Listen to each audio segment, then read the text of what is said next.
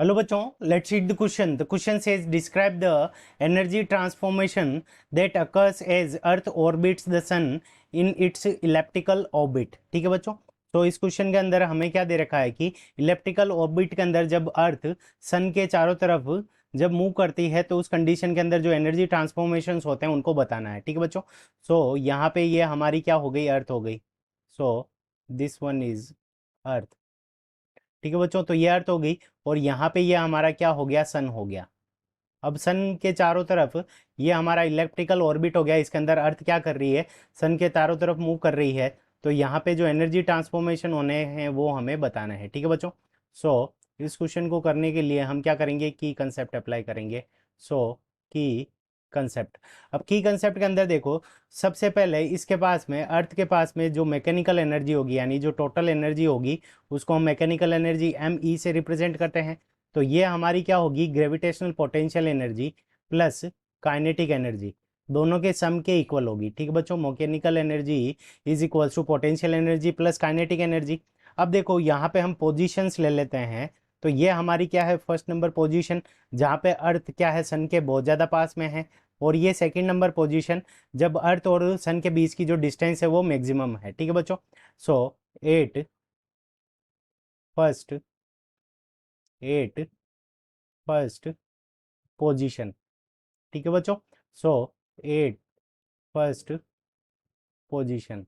अब जो हमारी फर्स्ट पोजीशन है, इस कंडीशन के अंदर देखो, अर्थ और सन के बीच की जो डिस्टेंस है वो क्या है, बहुत ही ज़्यादा कम है. ठीक है बच्चों.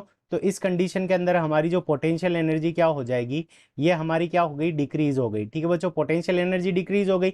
बट जब पोटेंशियल एनर्जी डिक्रीज होगी तो उस कंडीशन के अंदर जो काइनेटिक एनर्जी है वो हमारी क्या हो जाएगी, इंक्रीज हो जाएगी. काइनेटिक एनर्जी इंक्रीज हो जाएगी. तो इसका मतलब जब ये डिक्रीज हुई तो उसी प्रपोर्शन में काइनेटिक एनर्जी इंक्रीज हो जाएगी.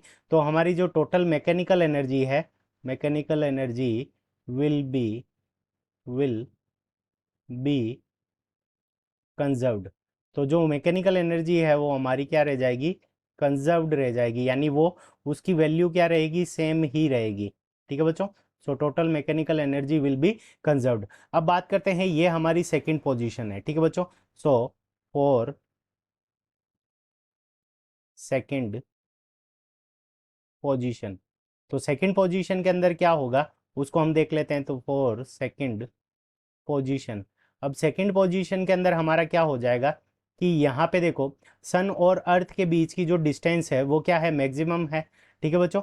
तो जब डिस्टेंस मैक्सिमम होगी तो उस कंडीशन के अंदर पोटेंशियल एनर्जी क्या रहेगी, हमारी हाई रहेगी. पोटेंशियल एनर्जी क्या होगी, इस पोजीशन पे इंक्रीज हो जाएगी, हाई रह जाएगी. तो उस कंडीशन के अंदर क्या हो जाएगा कि जो हमारी काइनेटिक एनर्जी है, काइनेटिक एनर्जी की जो वैल्यू है इसी प्रोपोर्शन में क्या हो जाएगी, कम हो जाएगी. पोटेंशियल एनर्जी इंक्रीज हो गई और काइनेटिक एनर्जी क्या हो गई, कम हो गई.